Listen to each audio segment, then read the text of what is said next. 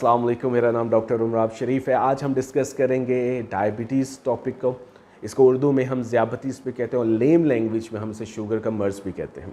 ज़ियाबतीस क्या है, इसकी कितनी टाइप्स हैं, क्या साइन एंड सिम्टम्स हैं इसके, क्या टेस्ट हैं जिनके साथ हम इसे डायग्नोस कर सकते हैं, इससे बचा कैसे जा सकता है या इसको अंडर नॉर्मल कंट्रोल कैसे रखा जा सकता है, और मोस्ट इम्पॉर्टेंटली क्या ये काबिल इलाज है या नहीं, इसको हम डिस्कस करेंगे। एंड मोस्ट इम्पॉर्टेंटली इसके एडवर्स इफ़ेक्ट्स कि हमारे जिस्म में इसके क्या नुकसानात हो सकते हैं अगर हम इसका इलाज ना करें। ज़ियाबतीस बिल्कुल एक दीमक के मर्ज़, दीमक की तरह है कि जब दीमक किसी लकड़ी को लगती है तब हमें नहीं पता चलता, लेकिन अगर सफाई ध्यान से की जाए, हम इसके जड़ को पकड़ के इसका इलाज करके इसको वहाँ पे ख़त्म कर लें। लेकिन जहाँ पे अपनी सफाई का ध्यान, एहतियात ना रखी जाए, वहाँ पे ये जब लकड़ियों को लग जाती है और जब ऊपर तक नज़र आना शुरू होती है, इसका मतलब ये है कि दीमक ने लकड़ी अंदर से सारी खा ली, अंदर भूरा बचा, और लकड़ी it's like just a piece of glass के आप उसको हाथ लगाते हैं ज़ोर से और वो टूट जाती है। बिल्कुल ज़ियाबतीस का मर्ज़ हमारे जिस्म के साथ भी ऐसा ही करता है। जब शुरू में हम चीज़ों को बर्दाश्त करते हैं कि शायद दीज आर नॉर्मल सिम्टम्स, हमें भूख ज़्यादा लग रही है, पेशाब ज़्यादा आ रहा है, इट्स फाइन, और हम इसका एवेलुएट नहीं करवाते, और जब इसके असरात हमारे जिस्म पे ज़्यादा बढ़ जाते हैं और हमें लगता है कि यार अब हमें कोई टेस्ट करवा के देखना लेना चाहिए और हमें कमज़ोरी बहुत ज़्यादा महसूस होती है, तब तक इसके असरात हमारे जिस्म पे इस कदर हावी हो चुके होते हैं कि जिनका कंट्रोल करने में और बेहतर करने में हमें टाइम लग जाता है फिजिशियंस को। ज़ियाबतीस कैसे डायग्नोस की जाती है या कैसे बता लग सकता है कि किसी पेशेंट को ज़ियाबतीस का मर्ज़ है या शुगर का मर्ज़ है। फास्टिंग ब्लड शुगर लेवल एक हफ़्ते में एक दफ़ा और दूसरे हफ़्ते एक दफ़ा आप करेंगे। फास्टिंग का मतलब कम से कम 12 घंटे का निहार है। निहार का मतलब कुछ खाया पिया ना हो और अपनी fasting blood sugar early in the morning करें। अगर ये आपकी 100 से ज़्यादा है तो हम इसको डायबिटीज़ के शक में के दायरे में ला सकते हैं। मैंने शक के दायरे में क्यों कहा? दो वैल्यूज़ हैं जिनकी इम्पोर्टेंस है। एक, अगर 100 to 110 है या मोर देन 110। 100 to 110 है, इसका मतलब ये है कि आप इम्पेयर डायबिटीज़ में आज आगे हैं कि अगर आप अपना एहतियात या परहेज़ नहीं रखते तो आपको विदिन 6 मंथ्स आगे शुगर का मर्ज़ प्रॉपर्ली डिफाइंड एंड डायग्नोज हो सकता है। और वो पेशेंट जिनकी ब्लड शुगर लेवल फास्टिंग ही 120 के ज़्यादा है, they are defined as diabetic patient along with some diagnostic test, to be very true. क्या ऐसे साइन सिम्टम्स हैं जिनके साथ हम पता लगा सकते हैं, अर्ली स्टेजेस में हम इसे पकड़ सकते हैं? भूख का ज़्यादा लगना, प्यास का ज़्यादा लगना, पेशाब छोटा बार बार आना, पेशाब करने के बाद टांगों में कमज़ोरी महसूस करना, आपके रंगत का काला हो जाना, वज़न का कम होना। These are the early signs and symptoms जिनके साथ हम ये टेस्ट करवा के अपने आप को अर्ली स्टेजेस में पकड़ के इसे कंट्रोल करके अपनी ज़िंदगी को बेहतर कर सकते हैं।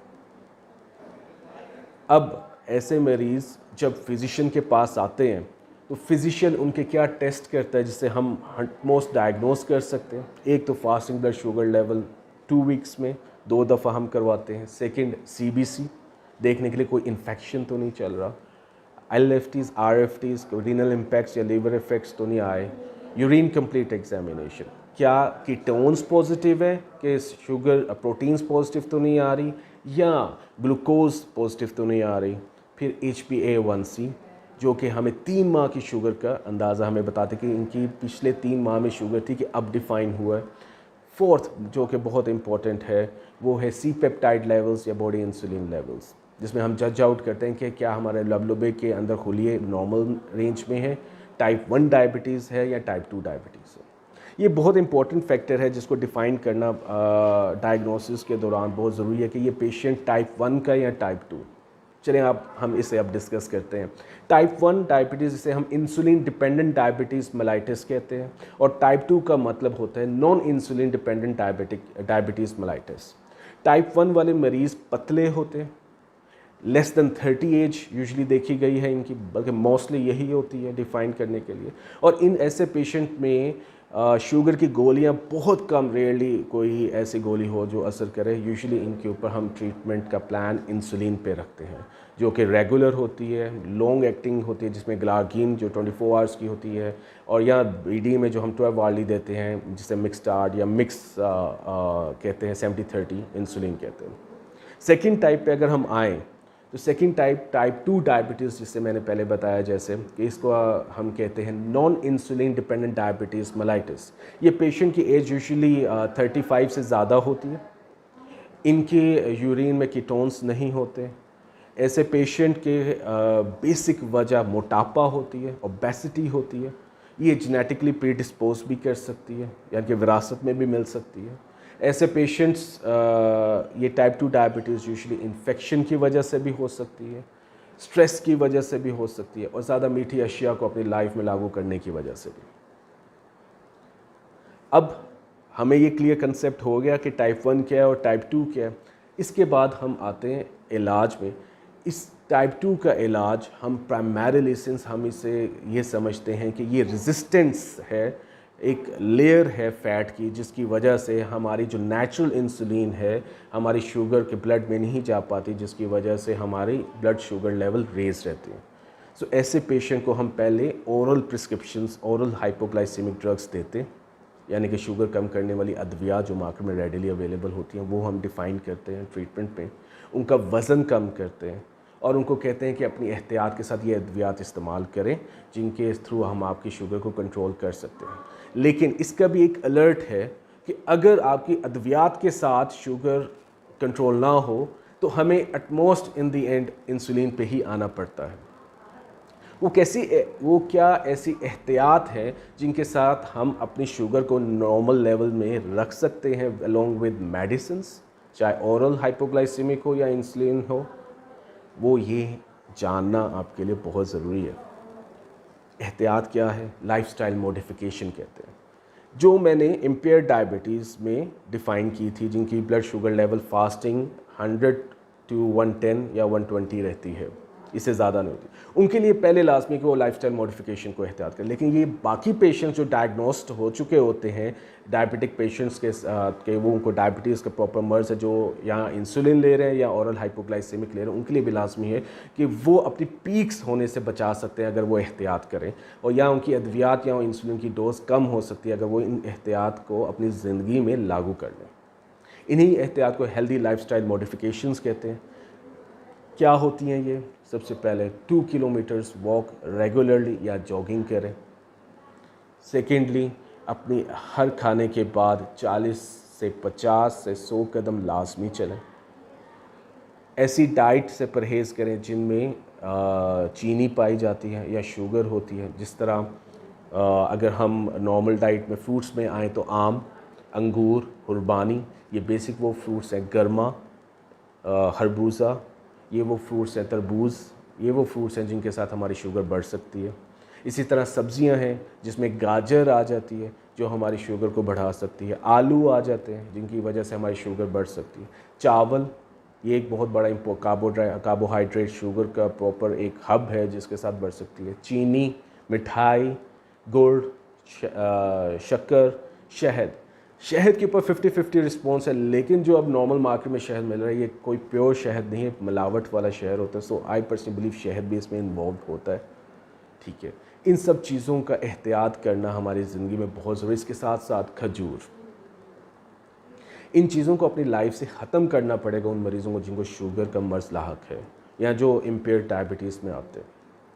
साथ कुछ फैक्टर्स हैं जिनकी वजह से शुगर बढ़ सकती है। आपने कॉमनली सुना होगा, कुछ लोग कहते हैं कि यार मैनू तो टेंशन ने शुगर ला दी, या मैं बोतलां पी पी के अपनी शुगर ला दी, या मैनू इन्फेक्शन होया तो मेरी शुगर बढ़ना शुरू हो गई।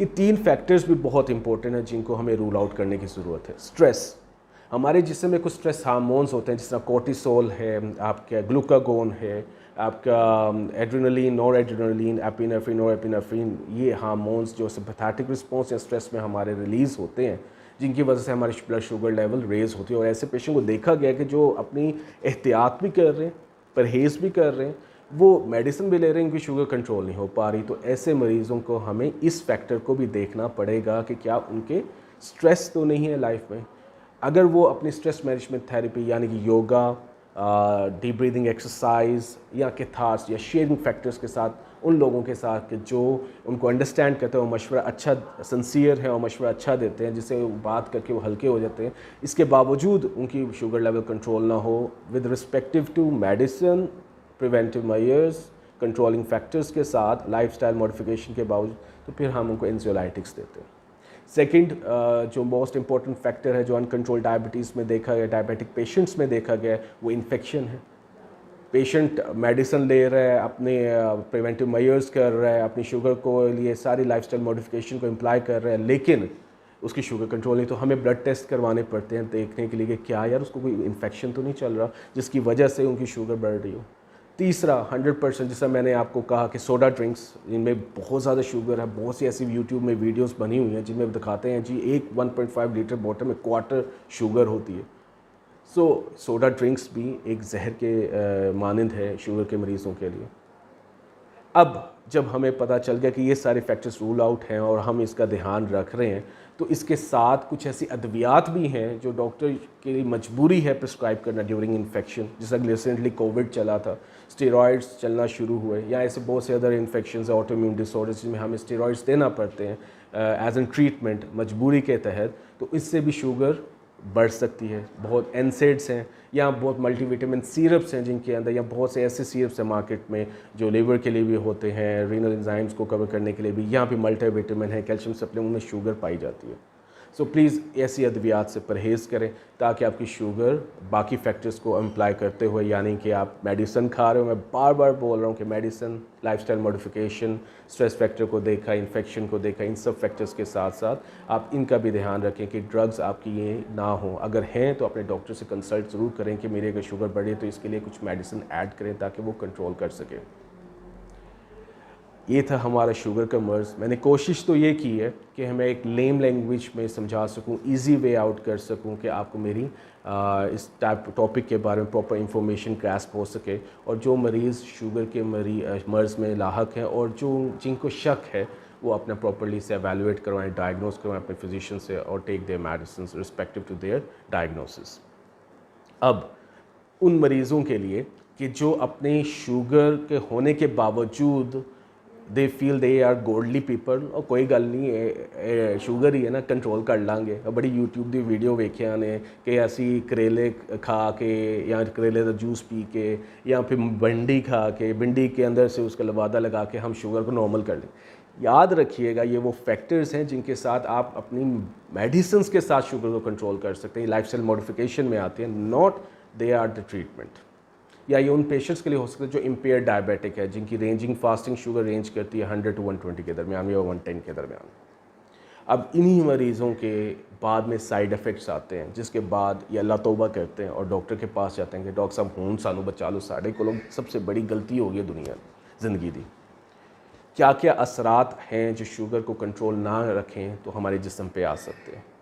सबसे पहले अगर ऊपर से नीचे जाएं, फॉलिज का अटैक हो सकता है, खून की नसों का सिकुड़ाव हो सकता है, नज़र कमज़ोर हो सकती है, आपकी सुनने की इस्तात कमज़ोर हो सकती है, आपका दिल के पट्टे कमज़ोर हो सकते हैं, दिल का दौरा आपको पड़ सकता है, आपके गुर्दों पे असरात आ सकते हैं, क्रॉनिक पैंक्रियाटाइटिस यानी लबलबे का इन्फेक्शन हो सकता है, आपके गुर्दे ख़राब हो सकते हैं, आपकी हड्डियां और पट्टों की कमज़ोरी महसूस कर सकते हैं, आपके हाथ पाँव में जलन हो सकती है, आपके कड़ल पड़ सकते हैं। ये सब वो सिम्टम्स हैं जिनके साथ आप अपनी शुगर को ना कंट्रोल रखने की वजह से आपके जिस्म पर ज़ाहिर हो सकते हैं।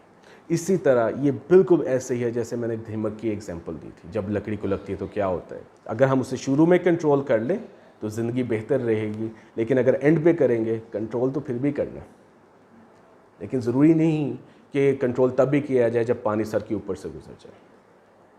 तो प्लीज़ मेरी रिक्वेस्ट ये है हमारी पॉपुलेशन से, सारी आवाम से, कि काइंडली अपनी शुगर को प्रॉपर्ली डायग्नोज करवाएं। अगर आपको शक भी है तो इसको एवेलुएट लाजमी करवाएं, और जब आपको हो कि यार ये शुगर का मर्ज़ लाहक हो गया है मुझे, तो अपने फिजिशियन को लाजमी चेक करवाएं ताकि वो आपकी शुगर को कंट्रोल लेवल्स में रख के आपकी ज़िंदगी को बचा सकें।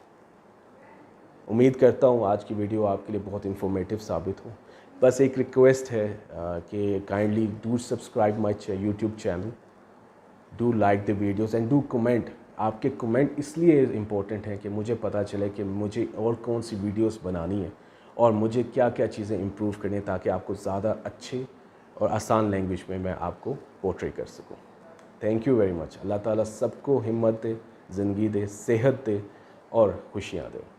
अल्लाह हाफिज़।